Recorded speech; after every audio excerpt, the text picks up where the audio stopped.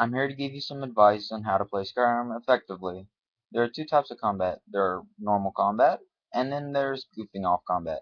Normal combat's with either dual wielding or a shield, and you block, you take two swings, you block again if you're using a shield. If you're dual wielding, you hack away them to bits, or whatever works. You can wield a sword and a dagger, I know. You can wield two axes.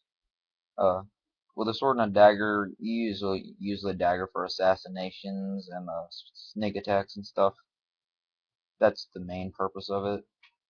And you can, but then there's the goofing off kind of Skyrim, fighting, and that's where you have a spell of healing or spell of ice, whatever you want, and a sword with an enchantment. I use Jedric's Sword of Fire, and you hack away at your opponents, you use shouts, you heal yourself whenever you need to, and you basically run through your opponent not caring whatsoever if you die.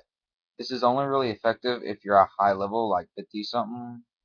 I wouldn't do it if you're early 40, early 40s and up is about the time you'd usually do this, which is at the time where you just don't care if you die that much anymore because you can always just come back to life, and you usually don't save as much around this time because you're just so much bigger. This is a way to keep the game fun and interesting, which is why I do it, because if I get bored, I stop playing.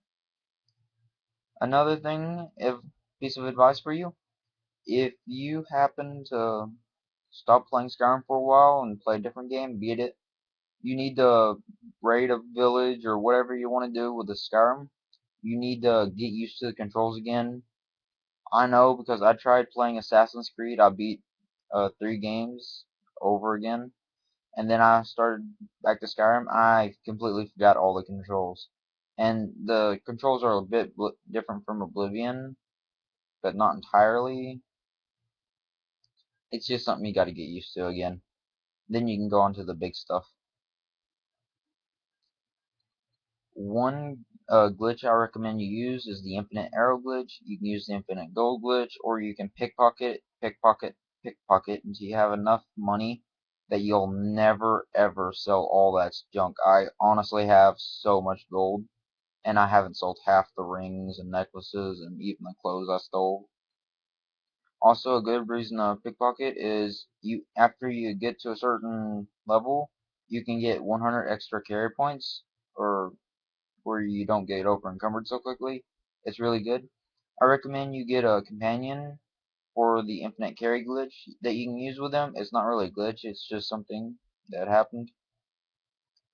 And you got to get one that fits your personality. If you're a mage, you want a melee just to keep them off you a little bit. If you're a melee, you might not want a mage. You might want another melee. I'm a melee and a mage, so I use a sword and spells. Sword with my right, spells with my left. So I keep blasting them or healing myself or whatever I need to do, and I use shouts. I'm more of an all-arounder. I even use the long range. I use everything basically.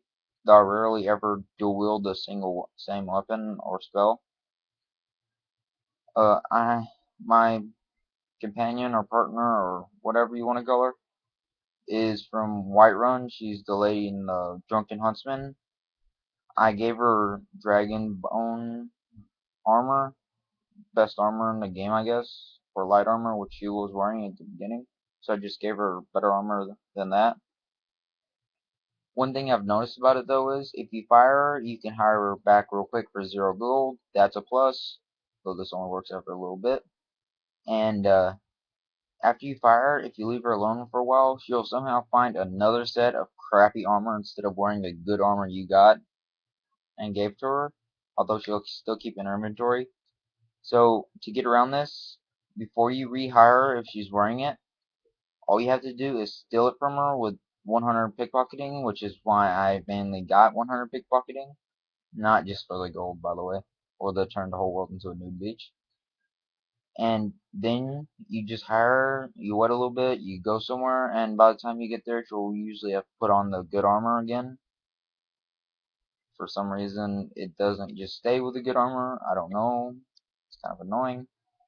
Another thing you need to make sure you don't do is you don't want to rush into something you're not prepared for.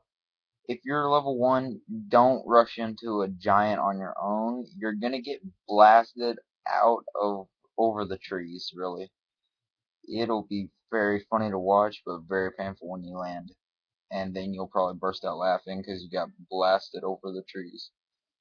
I want to see someone blast a giant off a mountain on PC with the exploding chickens and a full powered flame shout. That would be really funny. I'd really like to see that through God mode. You can use the infinite arrow glitch, which is where you put an arrow in someone's inventory, they shoot at a target, you just take the arrows out of the target, because that one arrow for them turns into a million arrows. They will never run out of arrows, literally, unless it gets stolen by someone. Well, that's it for now. If you have a video,